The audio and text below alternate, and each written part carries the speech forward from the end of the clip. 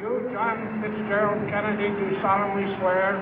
I, John Fitzgerald Kennedy, do solemnly swear. That you will faithfully execute the office of President of the United States. That I will faithfully execute the office of President of the United States. And will, to the best of your ability. And will, to the best of my ability. Preserve, protect, and defend the Constitution of the United States. Preserve, protect, and defend the Constitution of the United States. So help you God. So help me God.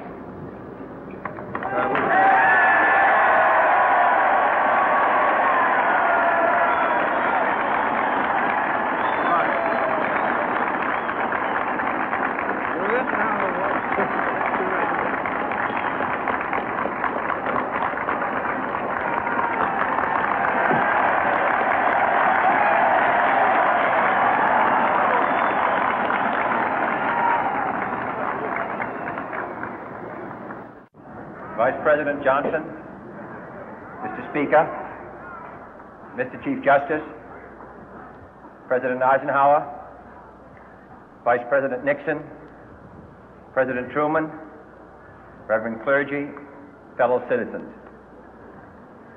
We observe today not a victory of party, but a celebration of freedom, symbolizing an end as well as a beginning, signifying renewal as well as change. For I have sworn before you and Almighty God the same solemn oath our forebears prescribed nearly a century and 3/4 ago.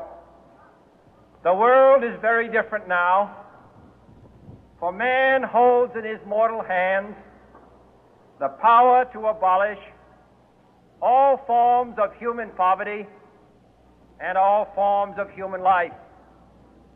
And yet the same revolutionary beliefs for which our forebears fought are still at issue around the globe. The belief that the rights of man come not from the generosity of the state, but from the hand of God. We dare not forget today that we are the heirs of that first revolution. Let the word go forth from this time and place to friend and foe alike that the torch has been passed to a new generation of Americans born in this century, tempered by war, disciplined by a hard and bitter peace, proud of our ancient heritage, and unwilling to witness or permit the slow undoing of those human rights to which this nation has always been committed and to which we are committed today at home and around the world.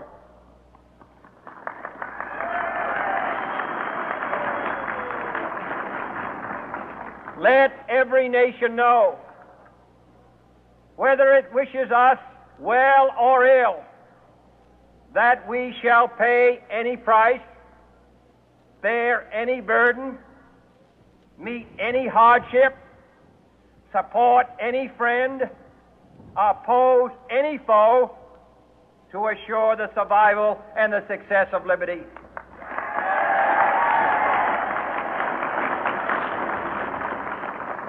This much we pledge and more. To those old allies whose cultural and spiritual origins we share, we pledge the loyalty of faithful friends. United, there is little we cannot do in a host of cooperative ventures. Divided, there is little we can do, for we dare not meet a powerful challenge at odds and split asunder. To those new states whom we welcome to the ranks of the free, we pledge our word that one form of colonial control shall not have passed away merely to be replaced by a far more iron tyranny. We shall not always expect to find them supporting our view, but we shall always hope to find them strongly supporting their own freedom, and to remember that in the past, those who foolishly sought power by riding the back of the tiger ended up inside.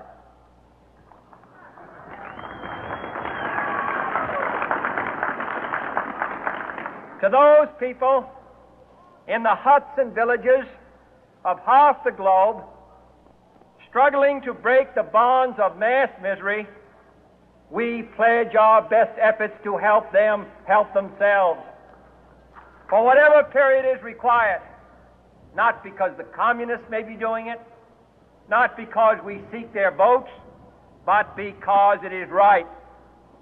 If a free society cannot help the many who are poor, it cannot save the few who are rich.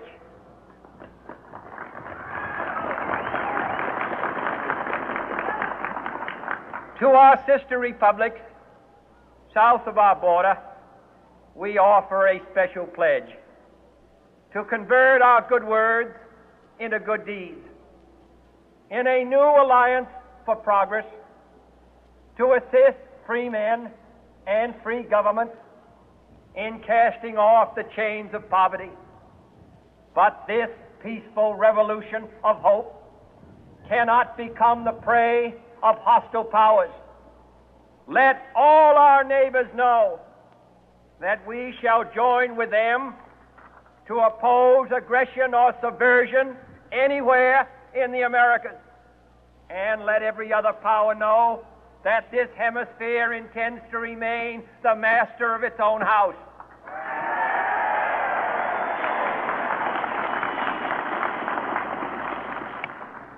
To that World Assembly of Sovereign States, the United Nations, our last best hope, in an age where the instruments of war have far outpaced the instruments of peace, we renew our pledge of support to prevent it from becoming merely a forum for invective, to strengthen its shield of the new and the weak, and to enlarge the area in which its writ may run.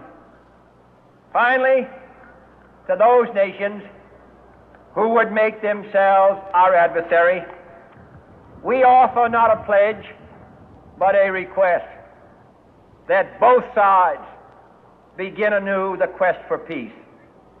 Before the dark powers of destruction, unleashed by science, engulf all humanity in planned or accidental self-destruction, we dare not tempt them with weakness, for only when our arms are sufficient beyond doubt can we be certain beyond doubt that they will never be employed.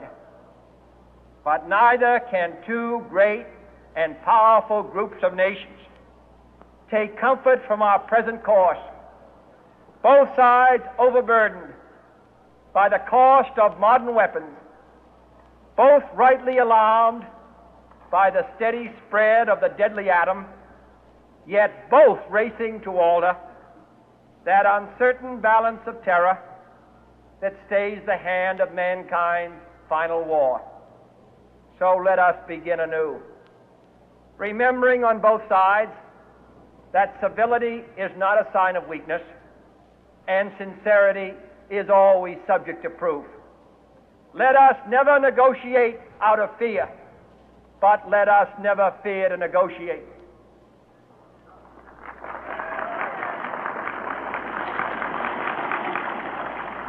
Let both sides explore what problems unite us, instead of belaboring those problems which divide us. Let both sides, for the first time, formulate serious and precise proposals for the inspection and control of arms, and bring the absolute power to destroy other nations under the absolute control of all nations.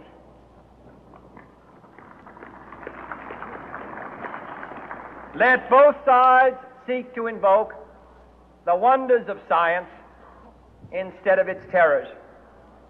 Together, let us explore the stars, conquer the deserts, eradicate disease, tap the ocean depth, and encourage the arts and commerce. Let both sides unite to heed in all corners of the earth the command of Isaiah to undo the heavy burden and let the oppressed go free.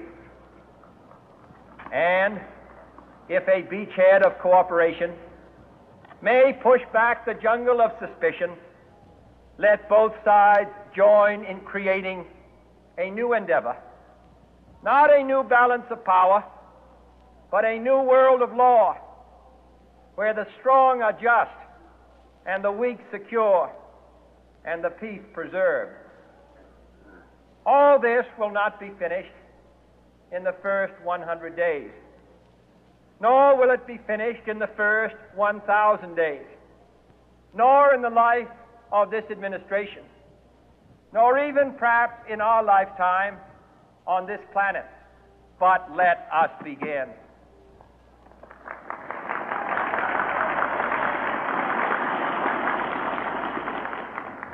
In your hands, my fellow citizens, more than mine, will rest the final success or failure of our course.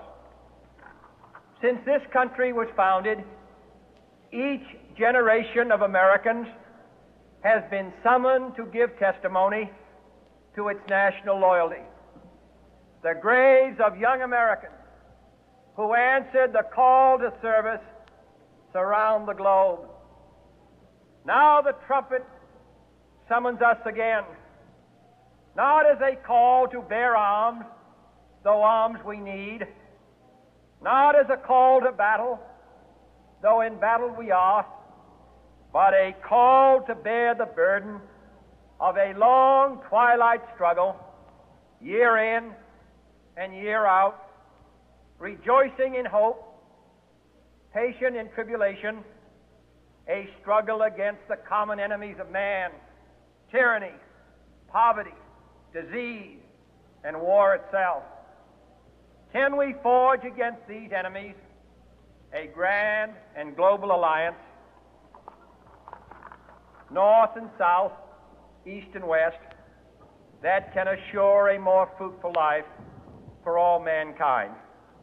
Will you join in that historic effort?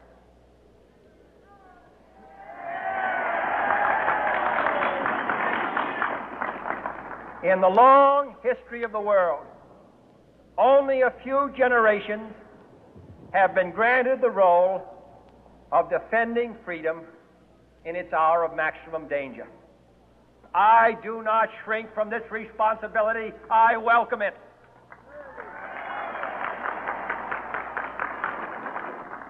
I do not believe that any of us would exchange places with any other people or any other generation.